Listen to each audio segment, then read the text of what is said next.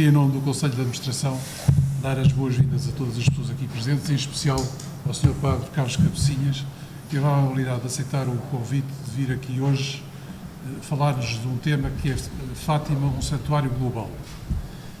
Eu tive a oportunidade de conhecer o Sr. Padre há cerca de 2 anos, quando me desloquei a Fátima para lhe falar da emissão de uma moeda comemorativa do centenário das aparições.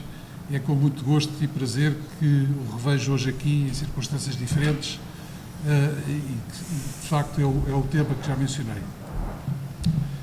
Eu penso que o Sr. Padre Cabecinhas, enquanto reitor do Santuário de Fátima há cerca de 6 anos, é sem dúvida uma das pessoas mais bem posicionadas em Portugal para nos dar uma ideia ou um significado do que é o Santuário de Fátima no mundo global em que vivemos.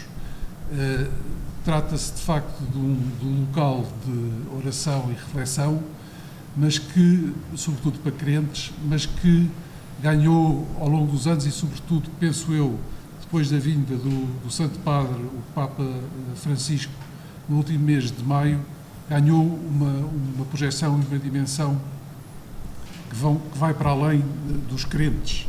Mas eu não quero fazer grandes considerações sobre isto. Fátima, de facto, é um fenómeno, começou por ser um fenómeno local. Hoje em dia penso que tem uma dimensão global, mas deixarei essas considerações ao Sr. Padre.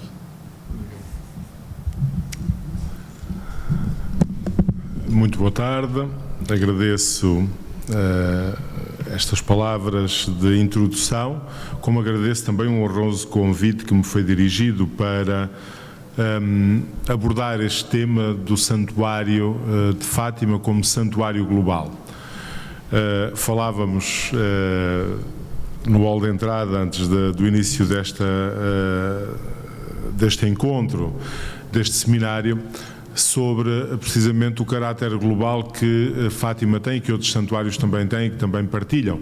Isto é, Fátima não será o único santuário global, mas tem características únicas que pretendo destacar e sublinhar. Pela minha parte, quero começar desde já por fazer declaração de interesses.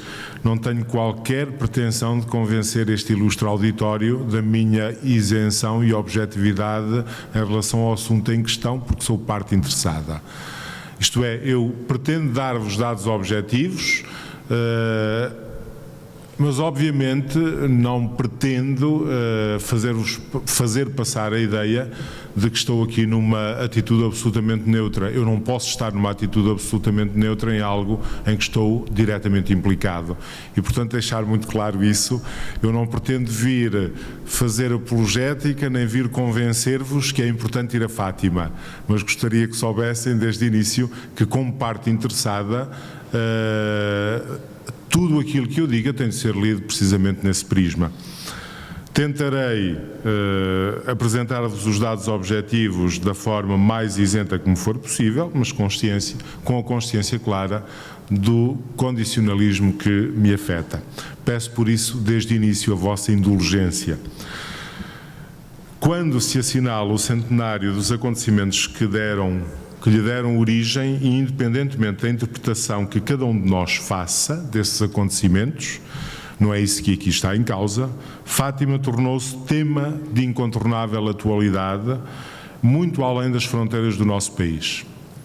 Hoje Fátima está na atualidade, é assunto atual, muito para além daquilo que são os limites de Portugal. Num período relativamente curto, estamos a celebrar o primeiro centenário. Num período relativamente curto, Fátima transformou-se efetivamente num santuário global. Já vamos ver o que é que significa esta afirmação. Procurarei mostrar o percurso que a isto conduziu, isto é, de que forma é que o Santuário de Fátima se transformou numa realidade global. Procurarei identificar os momentos mais significativos da difusão mundial de Fátima e deixar-vos alguns dados relativos à dimensão verdadeiramente global do santuário hoje em dia. E começo com uma referência precisamente aos santuários, do modo geral, aos santuários como santuários globais relacionados com o fenómeno da peregrinação. A peregrinação como viagem com motivação religiosa, porque é isto, em termos muito simples, a peregrinação tendeu sempre a romper fronteiras, a ir para além das fronteiras. Portanto, o fenómeno a esse nível é tudo menos recente. A peregrinação é um fenómeno presente praticamente em todas as tradições religiosas. Portanto, não é algo específico do cristianismo, longe disso. Aliás, se o cristianismo tem alguma particularidade em relação à peregrinação, é o seu caráter absolutamente facultativo. Se nós olharmos para o islamismo tem a peregrinação a Meca, com algum sentido vinculativo, no sentido de que o bom muçulmano vai pelo menos uma vez na vida à Meca. Se olharmos para o judaísmo, a peregrinação tem um lugar fundamental. O bom israelita peregrina a Jerusalém 3 vezes ao ano, pelo menos. São as 3 grandes peregrinações. Dir-me-ão, há muito judeu que nunca foi em peregrinação a Jerusalém, é verdade, mas está na tradição como ideal para o bom judeu a peregrinação a Jerusalém, a subida a Jerusalém. No cristianismo, a peregrinação nunca teve sentido vinculativo. Foi sempre uma prática livre, que depende da livre opção de cada um dos fiéis. No entanto, teve também desde o início uma presença muito forte. A peregrinação surge no cristianismo a partir de finais do século III, início do século IV, sobretudo. Isto é com o edito, o chamado Edito de Constantino, com a paz constantiniana em 313, que começa de forma estruturada e organizada o fenómeno da peregrinação no âmbito cristão. E reparem, desde o início, com este caráter, eu não diria global, mas transnacional, apesar, enfim, do caráter absolutamente inadequado deste qualificativo para aquele tempo. Depois da liberdade de culto concedida pelo imperador Constantino aos cristãos, isto é, terminada a perseguição, o primeiro grande foco de atração torna-se Jerusalém. Os lugares santos, os lugares onde aconteceram, onde estavam as raízes do cristianismo. Esse foi o primeiro foco de atração. E Jerusalém torna-se o primeiro, eu diria não um santuário, mas uma cidade-santuário com caráter transnacional, transfronteiriço, uma vez que são é toda a comunidade cristã que olha para Jerusalém como um foco de atração. Mais uma vez digo, não como obrigação, não havia qualquer vinculação para ir a Jerusalém, mas havia a devoção que levava. A primeira grande peregrina ilustre a Jerusalém foi a imperatriz Helena, a mãe de Constantino. A segunda, eu diria a segunda grande peregrina, tem que ver connosco, foi uma senhora, Etéria ou Egéria de seu nome, que vivia na Península Ibérica. Obviamente nós dizemos que era no Minho, os nossos amigos espanhóis dizem que era na Galiza, nós estamos convencidos que ela era portuguesa, enfim, tanto quanto era possível naquela altura. 381, 384 foram os anos em que durou esta visita e ela fez uma coisa ótima. Teve o cuidado de relatar aquilo que viu num diário de viagem, que é conhecido e que foi publicado, não só porque é um testemunho particularmente rico de um latim de caráter popular, mas também porque nos deixou um testemunho incrível do que significava, naquele tempo, ir da Península Ibérica a Jerusalém em visita e do que significava celebrar, porque é isso um dos aspectos fundamentais deste testemunho, a fé cristã nos lugares santos. Depois de Jerusalém, o segundo grande lugar que ganha relevo é Roma. Jerusalém, mesmo depois da ocupação muçulmana, continua a ser a grande referência como peregrinação. Depois é Roma, como lugar não apenas do Papa, mas lugar dos mártires, isto é, lugar dos primeiros mártires cristãos, que estavam sepultados inicialmente nas catacumbas, depois sobre o túmulo dos mártires erigiram-se as basílicas e torna-se também Roma grande lugar de peregrinação. Vão nascendo outros santuários com caráter transnacional, basta pensarmos em São Tiago de Compostela, embora a questão dos caminhos de Santiago seja já do segundo milénio. São Tiago de Compostela surge como um grande santuário, mas pensemos, por exemplo, no Mont Saint-Michel, em França, ou Rocamadour, para falar de um santuário mariano, para percebermos que os santuários muito cedo têm este caráter transfronteiriço. A peregrinação não está contida por aquilo que são as fronteiras que delimitam os povos. E, portanto, os santuários tiveram sempre desde o início, e as peregrinações sempre desde o início, este caráter tendencialmente global, tanto quanto era possível falar disso neste período mais recuado. O fenómeno da peregrinação não se interrompe em momento algum. Tem momentos baixos, momentos altos. A verdade é que é um fenómeno que se mantém e que hoje tem ganho uma maior visibilidade de novo.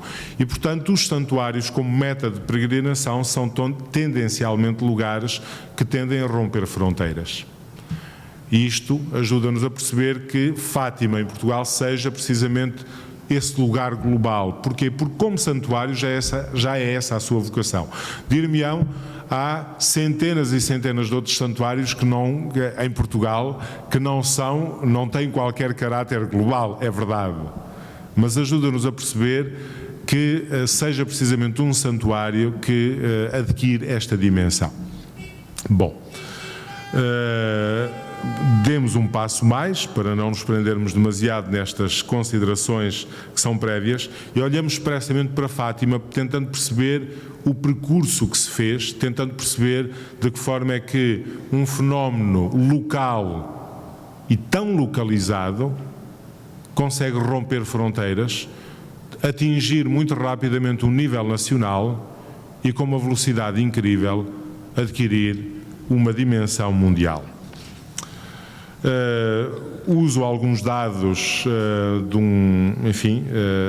do diretor do Serviço de Estudos do Santuário de Fátima, que é também diretor do Museu do Santuário, o Dr. Marco Daniel Duarte, que num colóquio promovido pelo Santuário e pela Academia Portuguesa da História, tratava do Santuário de Fátima entre a micro e a macro-história, e que nos dá alguns dados interessantes que nos ajudam a perceber esta progressiva expansão de Fátima de um fenómeno meramente local para um fenómeno com dimensões mundiais, como hoje acontece.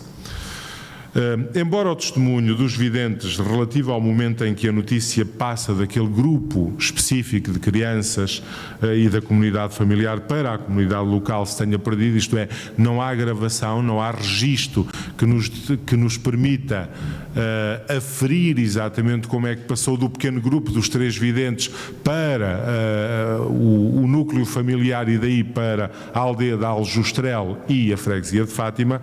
A verdade é que temos fontes que nos permitem perceber um pouco como é que aconteceu tudo isso. E as fontes primeiras são os interrogatórios feitos aos videntes.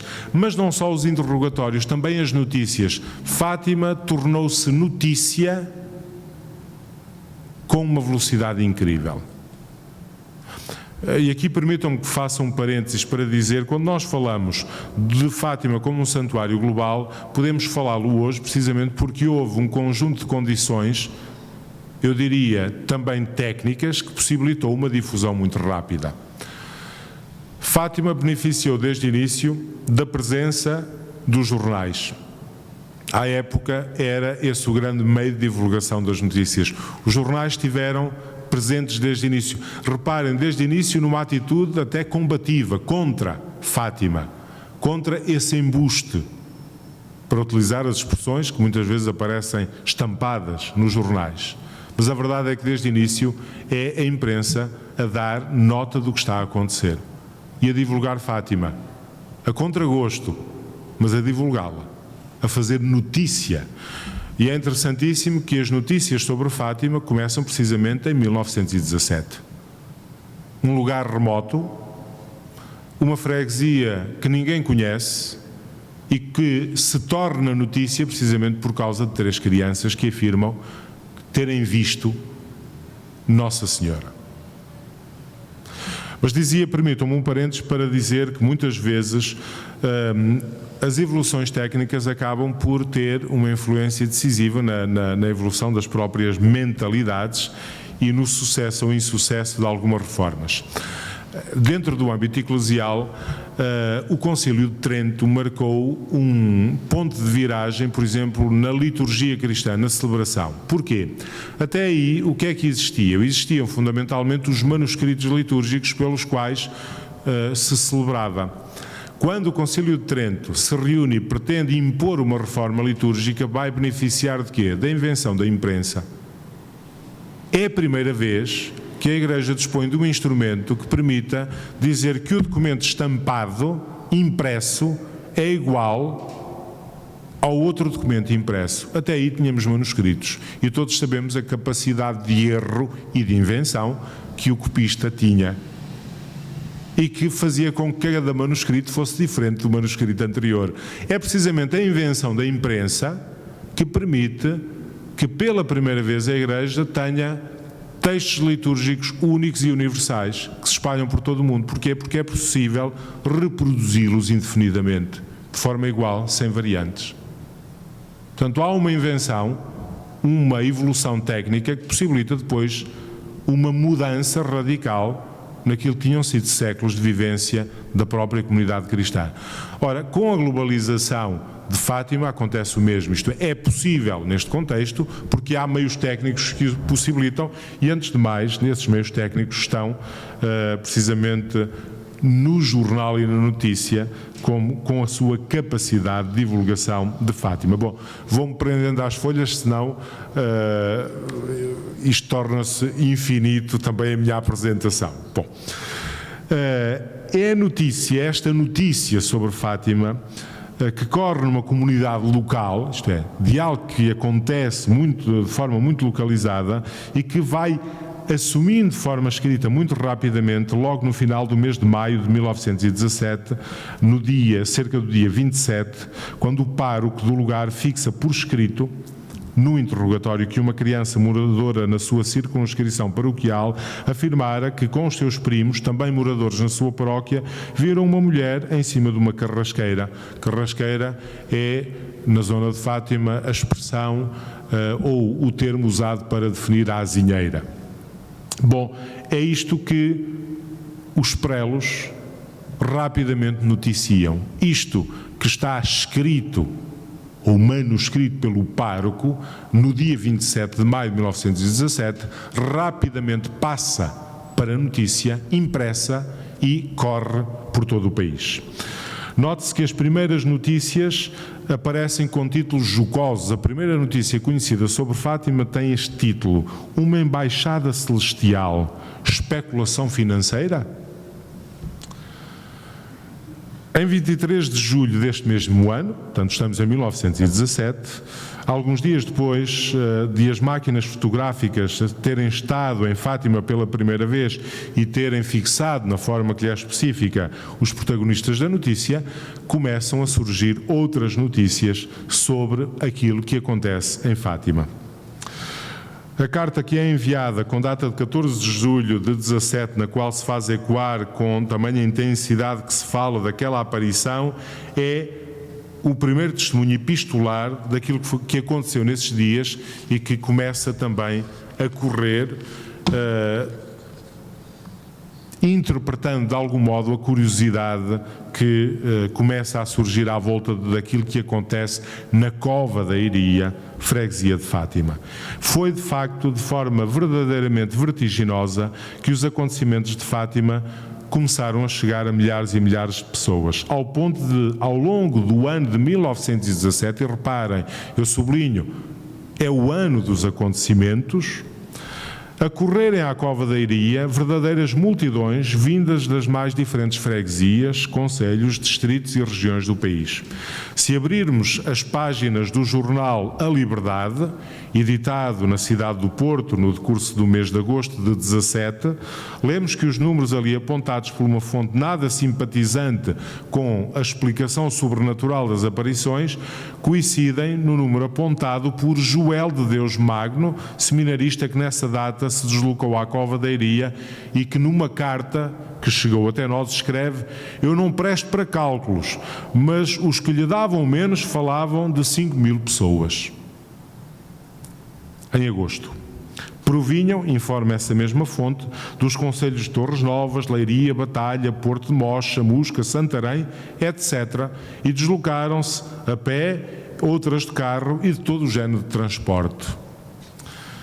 Se a pesquisa avançar um mês mais, verificará que as fontes dizem que no dia 13 de setembro estiveram naquele lugar entre 15 a 20.000 pessoas.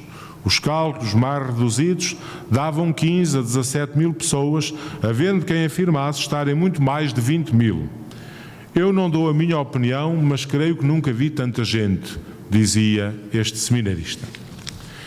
Esta multidão sobe ainda mais no mês de outubro, dia em que, segundo os crentes, se assistiu a uma enigmática cena que foi lida como sinal de sobrenaturalidade das aparições, presenciada por um número entre 50 a 70.000 pessoas vindas dos mais diversos lugares. E sobre estes números, basta, por exemplo, folhear o jornal O Século, que publicava a notícia do acontecido e que falava, por exemplo, de mais de 50.000 pessoas. De facto, Fátima depressa ultrapassou a fronteira que os historiadores, ao trabalharem o acontecido no tempo, normalmente definem por história local, passando da freguesia ao concelho, do distrito à região e abarcando todo o país. E com uma velocidade incrível. Portanto, eu fui sublinhando o facto de tudo isto acontecer no ano 17, porque é uma velocidade incrível que Fátima se torna um fenómeno conhecido dentro de fronteiras. Pelo mapa que as fontes deixam traçar, percebemos de facto quão longe Fátima chega, porquanto documentalmente comprovado se pode afirmar que em 1917 Fátima era já tema de interesse dos que liam as páginas dos jornais e daqueles que certamente nas barbearias, nas tabernas ou cafetarias das localidades ouviam ler as notícias contidas nesses jornais. Claramente, se mais nenhum indício existisse, as fontes revelam como este episódio depressa ultrapassa as barreiras das circunscrições civis e religiosas, chegando do Algarve ao Minho, para fazermos uso da expressão do jornalista do jornal O Século, e atinge o fenómeno os mais longínquos lugares de Portugal de então, documentando-se como a notícia chega a todos os distritos de Portugal continental e insular. Isto é, em 17 só não temos notícia de que Fátima fosse conhecida no distrito de Bragança. De facto, não temos notícia documental. Acreditamos que lá tivesse chegado a notícia, certamente chegou, mas não temos notícia documental de que tivesse atingido Bragança. Todos os outros distritos, sim. Está documentado.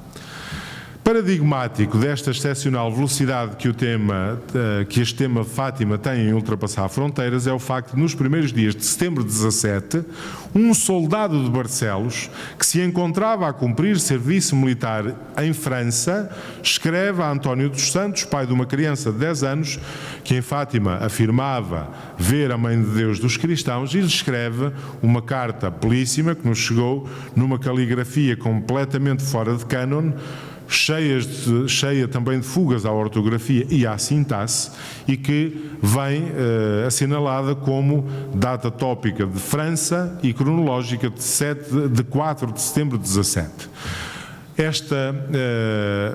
Vê-se claramente que o soldado é de Barcelos, porque a forma é impossível, mesmo na leitura, reproduzir aquilo que está escrito. Tentarei o melhor que me for possível. E escrevo porque a carta leio a totalidade da carta porque não é longa e é uma pérola. Portanto, estamos em setembro de 17, a notícia já chegou à França, nomeadamente ao Corpo Expedicionário Português. Senhor António, saúde e felicidade é o que se deseja. Senhor António, você a mim não me conhece, nem tão pouco eu o conheço a você. Mas estive com um rapaz dessa freguesia que se encontra nesta terra de França e me contou que o senhor António Abóbora, é uma alcunha ainda hoje típica, não de Fátima, mas de regiões vizinhas, contou-me que o Sr. António Abóbora tinha uma filha que tinha visto Nossa Senhora, aonde me encheu de fé e disse-me que tinha pena de não se tornar a encontrar comigo para me contar o que se passou aos 13 de agosto, como a Senhora tinha prometido, assim como tinha aparecido nos meses antecedentes. Peço-lhe, Sr. António, que me faça o favor de escrever que eu desejava saber o que Nossa Senhora tem dito, pois que eu tenho fé com o que ela tem dito à sua virtuosa filha. Ele me disse que Nossa Senhora lhe disse que reza-se todos os terços, que para 13 de outubro que havia de fazer um milagre que há de ser admirado por todos. Portanto, esta é a carta preciosa que temos de setembro, 4 de setembro. O manuscrito a tinta sobre o papel, guardado no arquivo da Congregação das Irmãs Reparadoras Nossa Senhora de Fátima, e até ao momento o mais antigo testemunho do momento em que Fátima aparece fora das fronteiras do país, lê-se, nessa carta lê-se: a minha direção é a seguinte: CEP, France, portanto, Corpo Expedicionário Português France, António Ferreira de Andrade, soldado número 531 da 2ª Companhia de Infantaria número 8. Esta peça documental pode servir para que tomemos consciência de um outro fator que contribuiu de forma decisiva para potenciar Fátima nesses cenários de escalas verdadeiramente universais. Este era um primeiro momento de muitos outros que aconteceriam e que teriam como pontos altos a relação da história de Fátima com a política nacional, antecedendo o que depressa se poderá ler como tema de latitudes maiores, como são as da geopolítica do mundo do ante e do pós-Segunda Guerra Mundial e mais tarde a ligação próxima ao Papa João Paulo II e à sua ação relativa à queda do regime soviético. Portanto, estes são os primeiros testemunhos da expansão. Olhamos agora para o modo como essa expansão se faz, para os veículos da globalização de Fátima. Para a transformação de Fátima num santuário global, muito contribuíram as viagens da chamada Imagem Peregrina da Virgem de Fátima, escultura que passou a partir de 1947 pelos diferentes territórios, primeiramente da Europa, do pós-guerra, e em menos de uma década, um pouco por todo o mundo. Esta imagem peregrina, de facto, é uma autêntica embaixada de Fátima que vai percorrendo os vários continentes. Sempre anunciadora de uma mensagem de paz, por vezes lida como legitimadora das posições oficiais dos governantes, outras vezes lida como desafiadora das opções políticas das latitudes por onde passava, nessa altura congeladas pelo ambiente da Guerra Fria, é tema maior da história universal que se cruza com a temática religiosa do século XX e, em particular, com a história de Fátima. De facto, as viagens da imagem peregrina são uma autêntica embaixada de Fátima que rompe fronteiras. Para a transformação de Fátima num santuário global, muito contribuíram igualmente as comunidades portuguesas na diáspora. Desde cedo, as comunidades portuguesas espalhadas pelo mundo assumiram a devoção a Fátima como marca identitária, tornando-se agentes de globalização de Fátima e da devoção a ela associada. Para a transformação de Fátima num santuário global, muito contribuiu também a visita dos mais altos dignitários da Igreja, bispos, cardeais e papas, que ali proferiram discursos não apenas de ordem religiosa, mas também, muitas vezes, com alcance claramente político. Pensemos na viagem, na visita do Papa Paulo VI, pensemos em algumas das declarações do Papa João Paulo II em Fátima. O Papa Paulo VI foi o primeiro Papa peregrino da época moderna. De facto, o Papa habitualmente não saía de Roma, não saía do seu espaço. O facto do Papa sair é uma novidade relativamente recente, que é potenciada, sair para outros países. É potenciado precisamente pela evolução técnica dos meios de transporte que possibilita uma deslocação rápida e cómoda. Mas, efetivamente, desde o fim dos Estados Pontifícios, o Papa, o Pontífice Romano, tinha ficado um pouco como refém dentro do próprio Vaticano. Paulo VI é o primeiro, de facto, a romper esse cerco e a tornar-se Papa peregrino, a viajar um pouco por todo o mundo. Ora, depois, no encerramento da terceira sessão conciliar do Concílio Vaticano II, o Papa Paulo VI ter anunciado a oferta da Rosa de Ouro ao Santuário de Fátima, reparem, por um lado é um discurso marcante do ponto de vista doutrinal, aquele que o Papa Paulo VI faz no encerramento da terceira sessão conciliar. Por outro lado, o facto de ter referido expressamente Fátima, no contexto dessa magna reunião que congregava os bispos de todo o mundo, é particularmente significativo para a importância que Fátima tinha adquirido. É precisamente nesse contexto que o Papa anuncia a oferta ao santuário da Rosa de Ouro. A primeira, o Papa Bento XVI em 2010 trará a segunda e o Papa Francisco este ano trouxe a terceira Rosa de Ouro.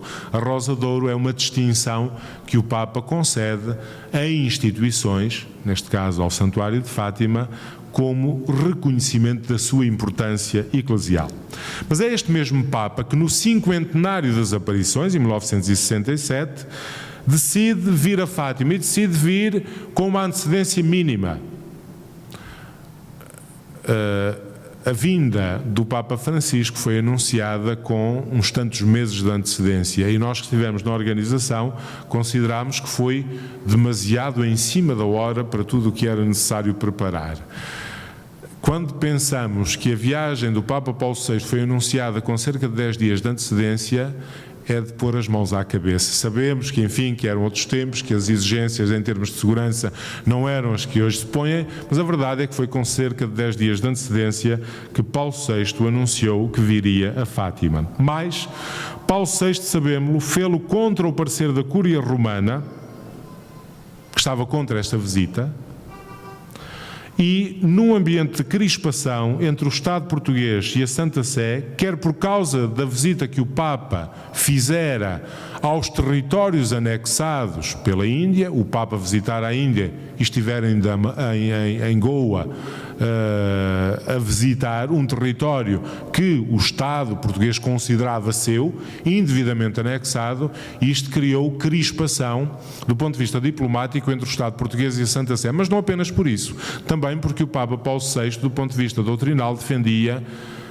o direito dos povos à autodeterminação e por isso era claramente contra as posições colonialistas do Estado português. Portanto, o Papa Paulo VI decide vir a Fátima num ambiente de clara crispação em relação ao Estado português. No entanto, é importante não criarmos mitos. É verdade que por causa deste ambiente de crispação a decisão foi clara, o Papa não aterrou em Lisboa, foi direto a Montreal e de Montreal seguiu para Fátima. Mas também é verdade que as altas figuras do Estado português se deslocaram a Fátima e estiveram com o Papa. Portanto, às vezes, o facto do ambiente ser de crispação leva a dizer que não foi recebido oficialmente. Não é verdade, foi recebido oficialmente pelas mais altas figuras do Estado português. Porque a visita de um Papa era uma coisa absolutamente única. Foi a primeira vez que um Papa veio a Portugal. Mas vem por causa de Fátima e vem para o cinquentenário das aparições. Esta visita dá uma enorme visibilidade a Fátima, visibilidade bem patente posteriormente nas várias visitas dos outros pontífices romanos. E pensemos, por exemplo, no Papa João Paulo II, chamado Papa de Fátima, que por 3 vezes visitou o santuário, em 1982, em 1991 e no ano 2000. Também esta última visita se fez contra o parecer da Cúria Romana, por 2 motivos. Por causa da fragilidade física do Papa João Paulo II, já no ano 2000, por um lado, mas por outro lado, porque sendo o ano 2000 um ano tão importante em Roma, tinha sido decidido que a única visita fora do Vaticano que o Papa faria era à Terra Santa. E era isso que estava no calendário. Com alguma antecedência, isto é, não foi apenas 10 dias antes, mas pouco mais, o Papa João Paulo II disse que por vontade própria viria à Fátima no dia 12 e 13 de maio de 2000 para a canonização dos beatos dos então servos judeus Francisco e Jacinto Amaro. Portanto, também num tempo recorde e também por decisão pessoal do Papa. Tivemos uma outra visita papal, a de Bento XVI, 10 anos depois, em 2010, e este ano, no centenário das aparições, voltámos a ter a visita do Papa Francisco. Reparem, poucos são os lugares que podem dizer que num arco de 50 anos tiveram este conjunto de visitas papais. E isto, por um lado, revela a importância que Fátima adquiriu como santuário global, mas por outro lado potencia essa dimensão global de Fátima porque dá visibilidade a Fátima. Basta pensarmos nesta última visita do Papa para percebermos a enorme visibilidade que significou para o santuário. É interessante também notarmos que a cronística associada ao Papa Pio XII, e o Papa Pio XII foi o primeiro Papa a receber o epíteto de Papa de Fátima. Portanto, o Papa Pio XII é que era designado de Papa de Fátima até aparecer João Paulo II, que depois lhe roubou, passa a expressão, o epíteto. Portanto, a cronística associada ao Papa Pio XII haveria de titular Fátima como altar do mundo, um epíteto que depois não voltou a ser deixado cair, nomeadamente na gíria noticiosa que, como ainda agora se comprovou com esta última visita papal, tantas vezes vai recuperar precisamente esta expressão Fátima, altar do mundo. No entanto, é interessante notar que o próprio Papa, nesta visita, vai buscar um título também inusual para designar Nossa Senhora como Rainha Universal. Um outro epíteto atribuído a Fátima que destaca o seu caráter global é o de Cátedra do Mundo. Um título já ensaiado por Dom Armindo Lopes Coelho, bispo do Porto, e que foi usado pelo cardeal José Saraiva de Martins, enviado oficial do Papa Francisco ao 24º Congresso Mariológico Mariano Internacional, que teve lugar em Fátima em setembro do passado ano, organizado pela Pontifícia Academia Mariana Internacional, e o cardeal Saraiva Martins utiliza precisamente este epíteto para caracterizar o Santuário de Fátima como Cátedra do Mundo. Estas designações de Fátima Altar do Mundo ou Fátima Cátedra do Mundo nascem, obviamente, num contexto intra-eclesial, partindo da convicção de que a mensagem deste santuário, a chamada mensagem de Fátima, tem valor universal. Trata-se de uma mensagem que se destina a todos os homens e mulheres. A recepção da mensagem como mensagem universal comprova-se, por outro lado, pela multiplicação por todos os continentes de igrejas, santuários e simples altares dedicados a Nossa Senhora de Fátima, bem como pelos milhares de imagens de Nossa Senhora de Fátima espalhados pelo mundo. Foram também dedicadas a Nossa Senhora sob esta invocação dioceses praticamente em todos os continentes. Com inspiração na mensagem de Fátima, foram fundados institutos de vida consagrada, confrarias, associações, movimentos, alguns dos quais, movimentos, têm dimensão internacional. Penso no movimento da mensagem de Fátima, antes chamado Pia União dos Cruzados de Fátima, o Apostolado Mundial de Fátima, antes designado Exército Azul, que surgiu nos Estados Unidos em 1947 e que atualmente congrega vários milhões de pessoas em todo o mundo, a Cruzada Reparadora do Rosário para a Paz no Mundo, criada na Áustria também em 1947 e com milhões de associados em todo o mundo, o Círculo de Amigos de Fátima na Alemanha, com sede em Colónia, e tantos outros movimentos que dão testemunho desta dimensão verdadeiramente global, universal. O caráter global de Fátima comprova-se também na avaliação dos livros que se escrevem sobre Fátima, obras que podem ser aquilatadas através de diversos prismas e que servem também de barómetro para avaliar esta escala verdadeiramente universal de transmissão de um corpus de ideias que terá consequências para quem os lê nas diferentes geografias do globo. É todo um século de tradução de Fátima em diferentes línguas.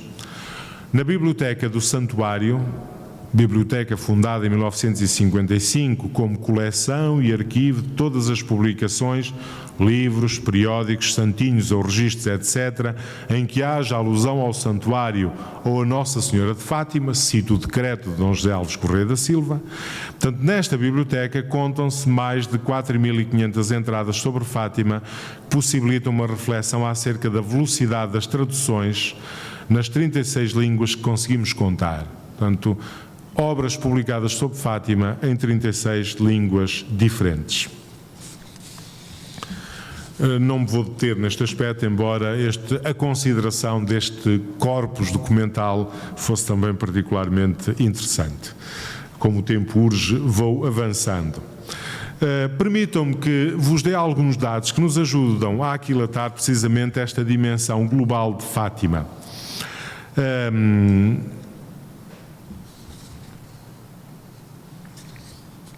Quando falamos daqueles que visitam o Santuário de Fátima, é um parênteses que me parece importante fazer, nós Santuário, falamos habitualmente de peregrinos. As entidades oficiais falam habitualmente de visitantes ou turistas. E a questão que se põe é em que é que ficamos? São turistas, são peregrinos, o que é que são? Aquilo que define o peregrino é aquele que visita qualquer lugar com uma motivação religiosa. Então, vai com uma motivação religiosa e não propriamente de lazer, porque é isso que define precisamente o turista, aquele que vai em lazer, mesmo que num horizonte religioso. Parece-me pouco fecunda a distinção em Fátima entre o turista e o peregrino. E permitam-me que cite o padre José Tolentino Mendonça numa reflexão que apresentou num congresso sobre turismo religioso em Compostela em 2010, em que dizia: não separemos demasiado o peregrino do turista. Cito: o turista e o peregrino têm mais em comum do que possa parecer. Um pelo caminho do lazer, o turista, outro pela volta do sagrado, o peregrino. É, contudo, um impulso antropológico semelhante que os move. A experiência de saída de si, o desejo de outras paisagens, a busca da alteridade são traços reconhecíveis tanto num como noutro. O peregrino conserva sempre alguma coisa de turista. O caminho da peregrinação, mesmo quando assume um caráter penitencial, não perde um tom festivo, uma quase ligeireza, que não é distração, mas celebração. Tal como o turista conserva algumas coisas do peregrino. Qualquer viagem pressupõe, por exemplo, uma reflexividade, uma experimentação sobre si mesmo, um saber de si. Fim de citação. Esta particularidade aparece refletida nos dados do inquérito de 2011, Identidades Religiosas em Portugal, Representações, Valores e Práticas, inquérito coordenado pelo professor Dr. Alfredo Teixeira, da Universidade Católica Portuguesa. Neste inquérito, além da pergunta "já alguma vez foi a Fátima?", que nos dá números absolutamente esmagadores sobre a quantidade e a frequência com que as pessoas em Portugal vão a Fátima, perguntava-se pela motivação, porque é que vão? E é interessante que esta questão do porquê é que se vai a Fátima era uma pergunta com resposta múltipla. A resposta mais representativa, não vos digo as outras, porque são muitas, mas a mais representativa, isto é, 40,4% declaravam que tinham também como motivação ir passear. Vai-se a Fátima porquê? Também para passear. O que nos mostra o quanto em Fátima a questão do turista e o peregrino se confundem. Muitos daqueles que vão passear num dia de domingo passam por Fátima e assumem a atitude de peregrino. São turistas, sem dúvida, que tiram um dia de lazer, mas que em Fátima assumem a atitude de peregrino e participam numa celebração. Daí parecer muito pouco fecundo o insistir demasiado numa qualificação de turista ou peregrino como algo que seja incompatível. Portanto, Fátima mostra uma variedade de proveniência de peregrinos que em cada ano ali ocorrem, que comprovam ser um santuário global. No passado ano de 2016, acolhemos no santuário grupos de 83 países diferentes. E reparem, refiro apenas os grupos organizados que se fizeram anunciar, uma vez que muitos grupos não se inscrevem, não se fazem anunciar e não temos forma de saber se estiveram ou não estiveram. Mas dos que se fizeram anunciar, tivemos grupos de 83 diferentes países no santuário. Dos grupos estrangeiros, os 10 mais representados são, por ordem decrescente, os seguintes: é o top 10. Espanha, Itália, Polónia, Estados Unidos, Ucrânia, Brasil, Indonésia, Coreia do Sul, França, Filipinas. E todos os continentes estão amplamente representados. Este é só o top 10. São os 10 mais representados. Ainda a título de exemplo, para termos a percepção do quanto Fátima é este santuário global, nos dias 12 e 13 de maio deste ano, com a vinda do Papa, fizeram-se anunciar, apenas para estes dias, grupos de 52 diferentes países. E, mais uma vez, de todos os continentes. Todos os continentes estiveram representados. A grande maioria dos peregrinos presentes em Fátima continua a ser portuguesa, mas Fátima tem efetivamente uma dimensão global. No decurso de um século, o acontecimento de Fátima passou de fenómeno local a fenómeno global e mantém hoje toda a sua vitalidade. A recente visita papal foi o acontecimento mais noticiado em todo o mundo entre os dias 12 e 14 de maio. O levantamento que nos foi possível fazer, com os instrumentos de que dispomos, diz-nos que entre o dia 12 e 14 de maio foram produzidas 21.738 notícias sobre Fátima e a visita do Papa a Fátima. E aqui notícias, não falamos das redes sociais, falamos de jornais, rádios, televisões e sites noticiosos. Portanto, não contando as redes sociais, em que aí, e nós próprios fazemos a experiência, a divulgação no site tem, enfim, uma divulgação de qualquer notícia discreta, enfim, se comparada com aquilo que é a mesma notícia lançada no Facebook. Só para dar um exemplo. Mas contando apenas, excluindo as redes sociais, estes meios noticiosos, nós tivemos mais de 21.700 notícias neste âmbito de 3 dias. Não houve no mundo, nesses dias, notícia ou foco noticioso com tal relevo como Fátima. Por outro lado, temos de reconhecer que a figuração mariana de Fátima se tornou o mais expressivo ícone de Maria no catolicismo atual, como comprova o pedido, já por 3 vezes feito, de levar a Roma a imagem venerada na Capelinha das Aparições. A última vez que a imagem foi a Roma foi nos dias 12 e 13 de outubro de 2013, já a pedido do Papa Francisco. Isto é, se queremos um ícone da piedade mariana, é a imagem de Nossa Senhora de Fátima. Por outro lado, a peregrinação, fenómeno vivo e significativo, continua a crescer um pouco por todo o mundo, deixando-nos assim a legítima expectativa da continuação do crescimento de Fátima como meta de peregrinações das mais diversas proveniências. Fátima é de facto um santuário global. Obrigado pela vossa paciência e atenção.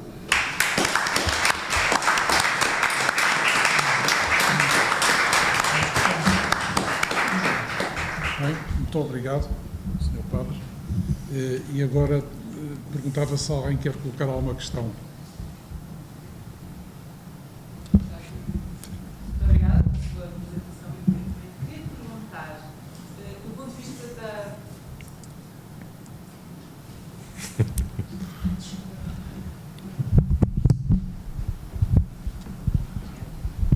Então, para ficar gravado, agradeço-lhe muito a comunicação, com a qual aprendemos imenso. Queria lhe perguntar, do ponto de vista da divulgação, quando o que é divulgado do conteúdo da mensagem? Quer dizer, a mensagem é uma mensagem que tem imenso, não sei se são imensos, mas uma série de aspectos, não é? Referiu ao princípio a questão da paz, mas a mensagem tem também um conteúdo relativo à Eucaristia, relativo à penitência, relativo, estou-me a lembrar, provavelmente mais coisas que neste momento não me ocorrem, mas que me vão ocorrer daqui a 5 minutos.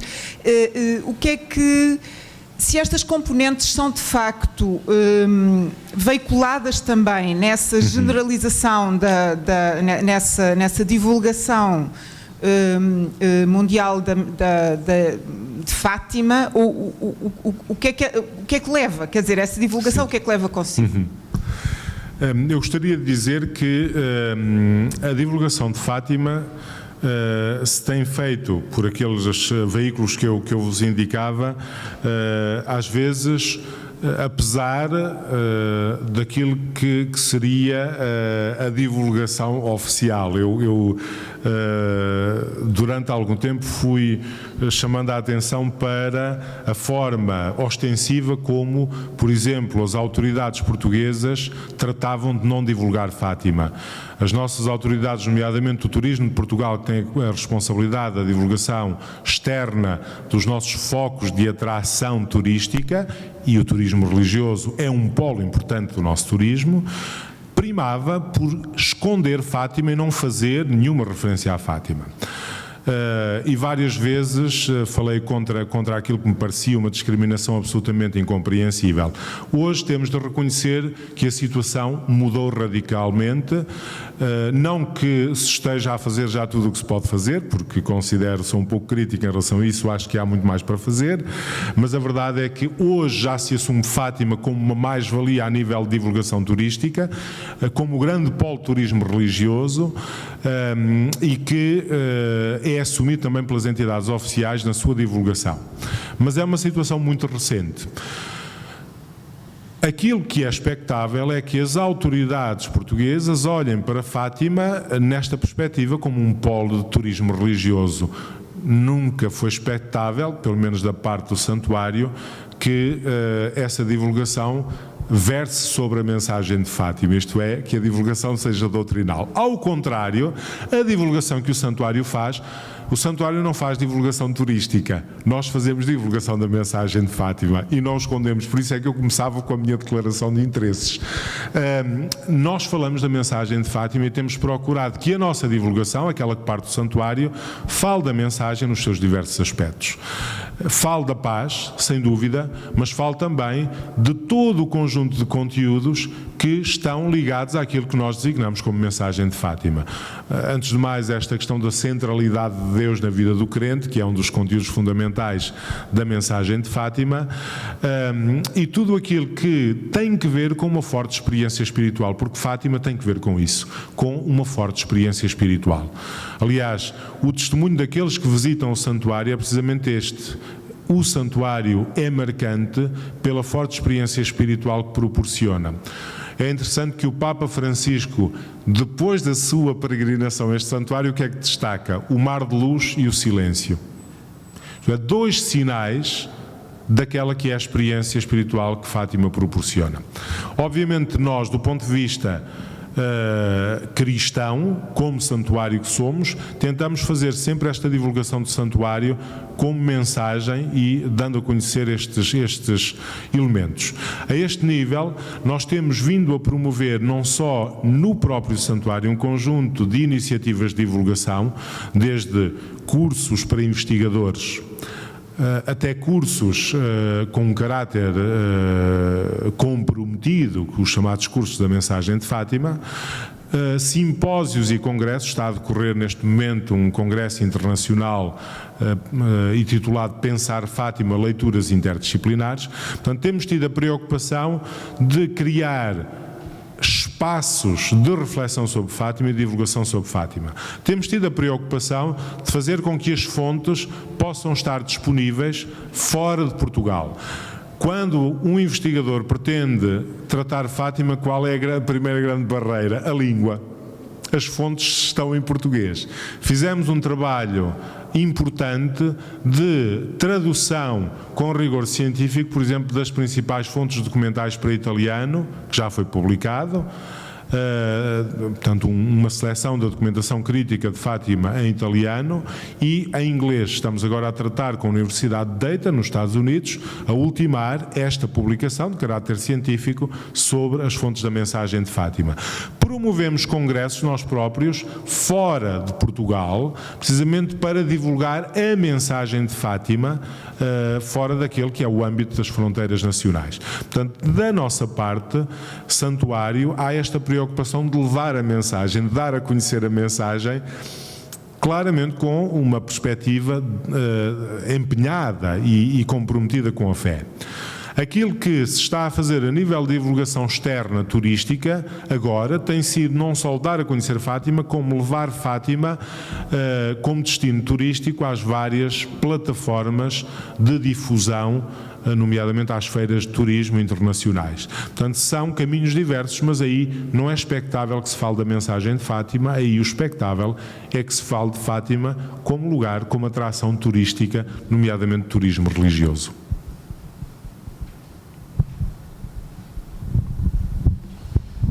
Boa tarde. Boa tarde. Gostei de ouvir e a sua reflexão, exposição leva-me a algumas questões, mas eu privilegiarei sobretudo as seguintes, naquelas que têm vindo agora a acentuar. Primeiro, o caráter da divulgação. Começou por citar alguns números que, se eu não me falha a memória, disse que havia bibliografia em 63 línguas e que no último ano tinha tido cerca de 80 países, provenientes de 80 países, sim, pessoas de 80 países. E depois agora disse que uma das grandes dificuldades é que as fontes estão em português. Parece-me que há aqui algum trabalho a ser feito e algumas coisas que, eventualmente, esta visita do Papa Francisco vieram modificar, porque grande parte da cultura e da divulgação atualmente faz-se não só por meios bibliográficos, mas por meios de comunicação social e das redes sociais. Eu penso que a atualização destas 63 línguas deve merecer da vossa parte uma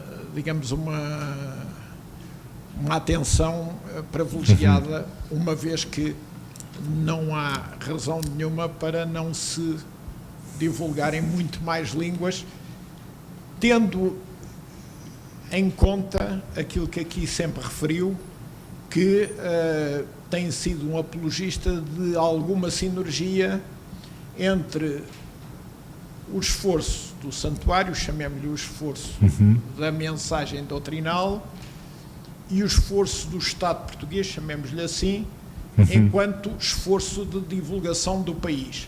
E eu acho que vão em conjunto, porque sim, não é possível divulgar Fátima sem divulgar o país, mas digamos, Fátima insere-se numa cultura e num conjunto de pressupostos que dão a conhecer o país. E eu, sobre esse aspecto, não tenho visto nem lido, e sou um leitor, digamos, com algum interesse, não tenho visto nem lido muita coisa.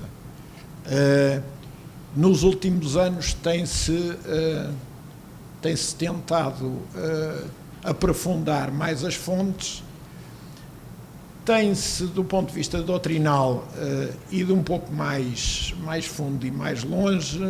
Alguns teólogos têm feito algum trabalho, mas, como sabemos, o que é notícia é normalmente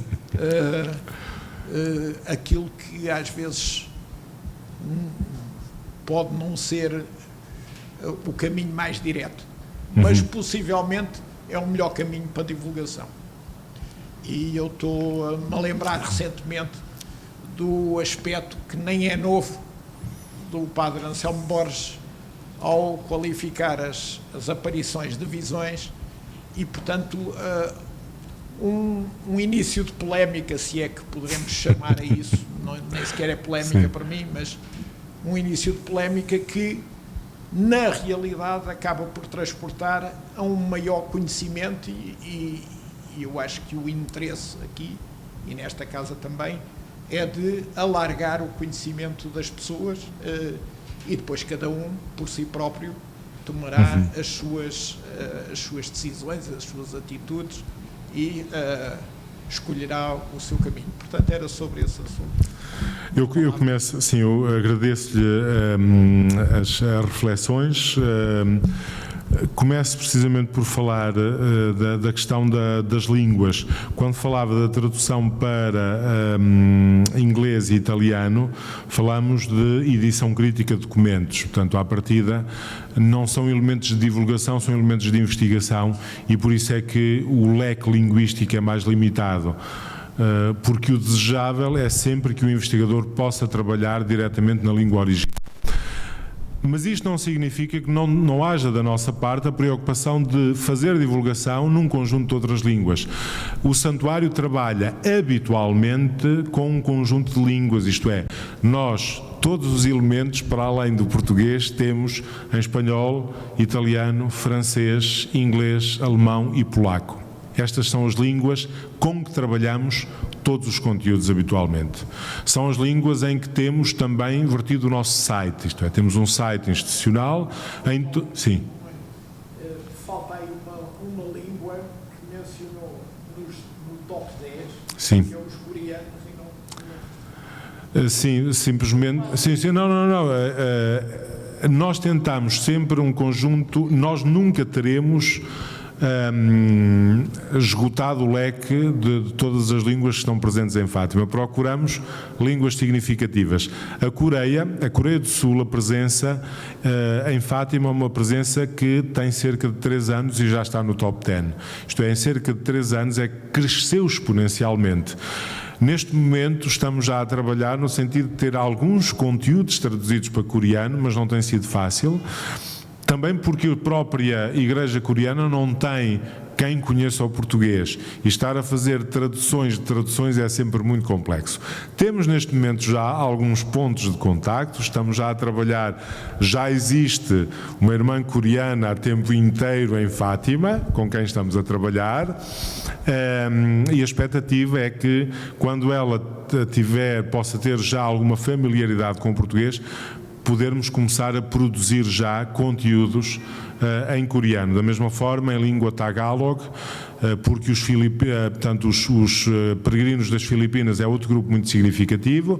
Dentre as muitas línguas, a mais significativa é o tagalog, que já tem alguma presença habitual no santuário, mas para a qual temos de também criar outras estruturas.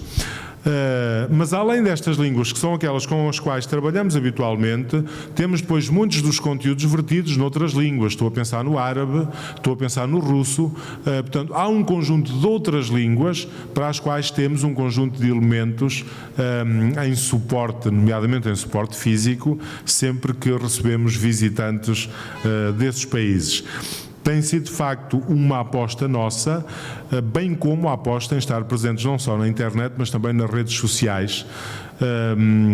Eu dizia há um bocadinho, nós temos a percepção do que significa colocar uma notícia no nosso site, e que temos os meios de ter a percepção de quantos acessos é que tem, e o abismo que é colocar a mesma notícia, enfim, em forma mais sintética, no Facebook, para percebermos que num tempo recorde ultrapassa, mas em milhares e milhares de visionamentos e de posts, aquilo que foi colocado no site. Portanto, o perceber a lógica de redes sociais, a sua linguagem própria e o procurar comunicar dessa forma tem sido também uma preocupação nossa. Por outro lado, dizer que muitas vezes nós precisamos de sair, eu digo muitas vezes aos nossos colaboradores no santuário, nós precisamos de sair do santuário para perceber o que é o santuário. Precisamos de sair de Fátima para perceber o impacto que Fátima tem. Quando saímos de Portugal, é interessante que nós temos atualmente 2 grandes bandeiras para identificar Portugal, Ronaldo e Fátima. É que não vale a pena ter ilusões. São 2 grandes bandeiras, mas que falam de Portugal. Um inquérito feito há cerca de 1 ano sobre aquilo que nos identificava nacionalmente, é interessante que dizia que depois da bandeira e do hino nacional, com o que é que os portugueses se identificam? Um inquérito, as pessoas diziam com Fátima, aparecia em 3º lugar. Isto é significativo. é muito significativo. Isto é, internamente para a nossa própria identidade. E reparem, neste inquérito não se está a falar da convicção de cada um. Está-se a perguntar com o que é que acha que os portugueses se identificam. Bandeira nacional, hino, Fátima. A imagem que nós temos de nós próprios e da nossa identidade coloca neste lugar de destaque Fátima. Mas a verdade é que quando saímos de Portugal, eu fiz muitas vezes a experiência de dizer: de onde é que é? De Leiria. Ninguém conhece. Fátima. Toda a gente conhece. O Presidente da Câmara de Orem dizia-me há uns tempos que numa das visitas que fez à Indonésia, e reparem, a Indonésia em pouco tempo entrou no top 10 dos visitantes estrangeiros em Fátima, falava de Lisboa e pouca gente conhecia, falava de qualquer outra cidade portuguesa e nunca ninguém tinha ouvido falar, falava de Fátima e toda a gente dizia sim, conhecemos. Às vezes precisamos de nos distanciar para perceber o impacto que Fátima tem fora das nossas fronteiras e perceber a importância que tem fora de muros. E percebermos assim também a dimensão internacional de Fátima. E por isso a nossa aposta nas várias línguas e no podermos comunicar. E no nosso esforço de comunicar, recentemente fizemos um esforço extra, não já para uma globalização, mas para uma acessibilidade também a nível interno, que é termos o disponibilizarmos um conjunto de elementos em língua gestual para a comunidade surda no próprio santuário, o disponibilizarmos folhetos em braille e outros suportes para a comunidade invisual. Portanto, a acessibilidade tem de ser não apenas a nível das línguas para os estrangeiros que nos visitam, mas também para estes grupos que visitam o santuário e para os quais procuramos ter uma resposta adequada e que permitam que aqueles que vêm ao santuário se sintam efetivamente acolhidos. Mais alguma questão?